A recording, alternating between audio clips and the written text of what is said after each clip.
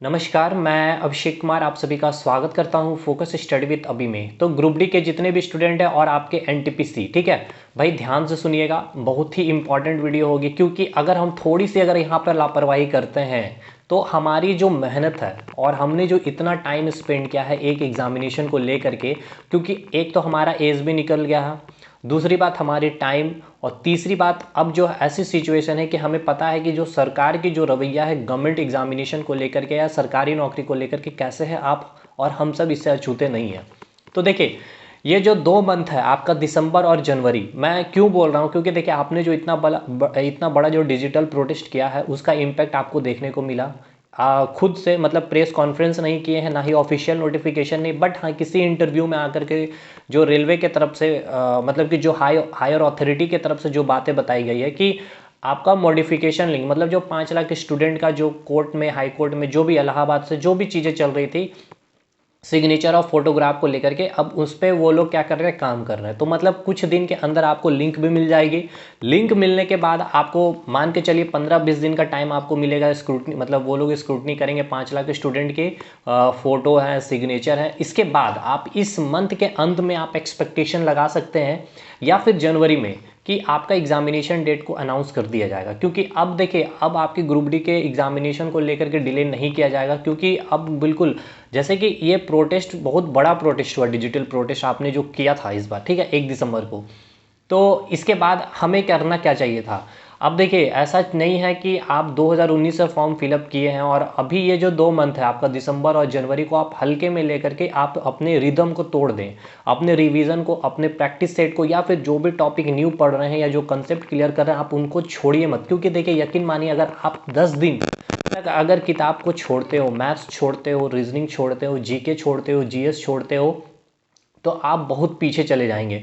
ये 10 दिन के बाद देखिए, एक तो आप पीछे जाएंगे, साथ के साथ आपको जो फिर से दोबारा जो पढ़ना पड़ेगा वो पढ़ने का मन आपको नहीं करेगा। एक बहुत बड़ा ये, मतलब आप इस लॉजिक को समझिए। तो मैं नहीं चाहता कि जो 2019 से मेहनत कर रहे हैं, 2020 पूरा मेहनत किए, 2021 पूरा मेहनत किए, और अब ये जो 2 मंथ हमें और अपने जो स्पीड को इंक्रीज करना है, पूरा शॉर्ट जो मतलब बोलते हैं ना जीप, मतलब क्रिप्स हमें रखना है अपने नोट्स को बना करके। जैसे कि अगर हम सीआई कंपाउंड इंटरेस्ट बना रहे हैं तो इंटरेस्ट पे बेसिस जितने भी सवाल आते हैं, जैसे पहला सवाल आपके 4th ईयर, 3 ईयर, 2 ईयर्स के जो आते हैं, उसके बाद अगर हम बात कर ले उसके जो डिफरेंस सीआई और एसआई के डिफरेंस को लेकर के क्वेश्चन आते हैं, सेकेंड ईयर को देख करके थर्ड ईयर पूछ लेता है, तो 25 ईयर का आपको दे करके 26th ईयर का पूछ लेता है। तो ये सब आपको एक शॉर्ट नोट्स आपके हाथ में होना चाहिए। उसी प्रकार जीके जीएस में भी हम बात कर सकते हैं, करंट अफेयर में भी बात कर सकते हैं। हालांकि देखिए, अभी करंट अफेयर में आपको परेशान नहीं होना है, क्योंकि जब तक अनाउंस ना हो जाए एग्जामिनेशन डेट, क्योंकि आपके फेज में एग्जामिनेशन होने वाले हैं, तो आपका पेपर कब होगा ये नहीं पता है। तो करंट अफेयर हमें एटलीस्ट कम से कम 25 दिन पहले हमें पढ़ना है। इसलिए अभी मैथ्स, रीजनिंग और जीके और जीएस, ग्रुप डी में साइंस का पोर्शन अच्छे से कर लीजिए पूरा, क्योंकि यही आपका सिलेक्शन कराने वाला है। क्योंकि मैथ्स और रीजनिंग हर एक स्टूडेंट्स बनाएगा भाई। अब साइंस में आपको इन्वायरमेंट भी अच्छा से करना है, उसके साथ साथ आपका 20 क्वेश्चन जो है आपके जनरल अवेयरनेस से, जिसमें करंट अफेयर और आपके स्टैटिक पोर्शन रहेंगे। तो दूसरी बात, एनटीपीसी के जो छात्र हैं उनका रिजल्ट डिले है सीबीटी 1 का, तो जब तक वो क्लियर ना हो जाए, कई लोग अभी भी ऐसे हैं कि सीबीटी 2 की तैयारी में अभी मतलब दिल से नहीं कर पा रहे हैं कि उनका होगा कि नहीं होगा, ठीक है।